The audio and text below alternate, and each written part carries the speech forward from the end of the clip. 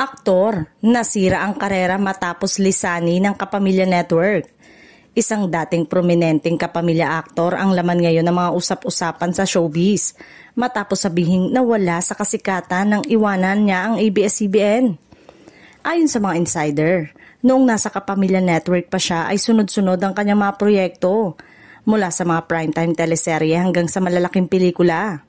Malakas ang suporta ng network at solid ang fanbase na nakasubaybay sa bawat yugto ng kanyang karir. Ngunit nang piliin niyang lisanin ng ABS-CBN para subukan ang kapalaran sa ibang istasyon, tila hindi na muling naabot ng aktor ang dating kasikatan. Ilan sa kanyang mga bagong proyekto ay hindi naging kasing ingay ng mga nauna niyang trabaho at unti-unti siyang natabunan ng mas mga bata at mas in-demand na mga artista. Ayon sa mga obserbador ng industriya, malaki ang epekto ng pagkawala ng suporta ng Kapamilya Network. Kilala kasi ang ABS-CBN sa matinding pagbibigay ng exposure at promotion sa kanilang mga bituin. At kapag nawala ito, ramdam agad ang pagbaba ng visibility ng isang artista.